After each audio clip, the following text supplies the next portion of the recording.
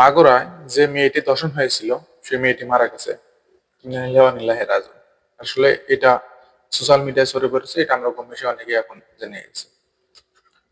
এখন কথা হচ্ছে, এই যে ধর্ষণের কারণে যে মেয়েটি মারা গেল, এর বিচার কবে হবে সেজন্যই মূলত আমরা অপেক্ষায় রয়েছি না।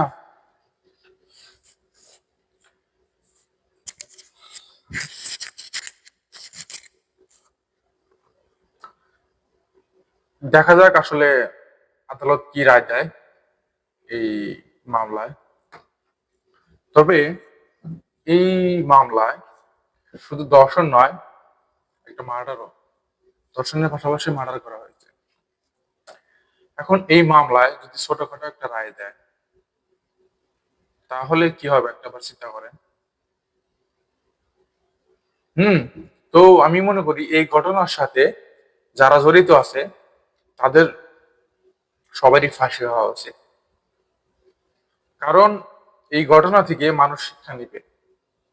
এই ঘটনায় এমন একটা বিচার হবে, সেই বিচারের কথা অন্য মানুষ শুনলে বা তার কখনো মনে পড়লে সে এই ধরনের অন্যায়ের সাথে সে কখনো লিপ্ত হবে না।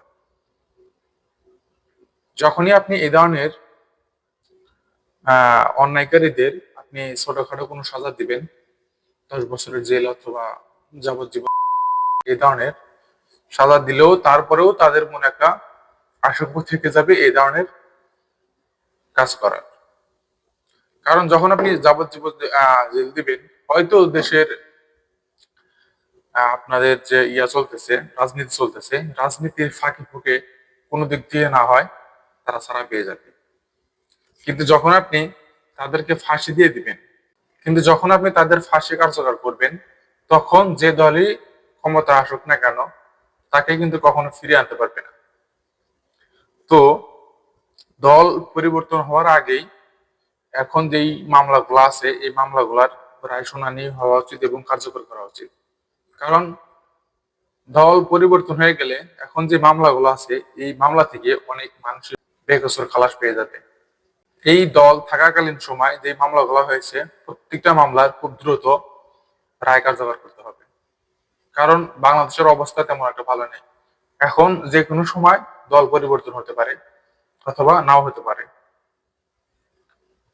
তো এই যে ছোট্ট একটি বোনের সাথে যে একটা ঘটনা ঘটে গেছে, এই ঘটনা থেকে যদি একটা বড় ধরনের শিক্ষা না হয় তাহলে হয়তোবা আমাদের বাংলাদেশে দিনে দিনে আর ধর্ষণের সংখ্যা অনেক গুণ বেড়ে যাবে।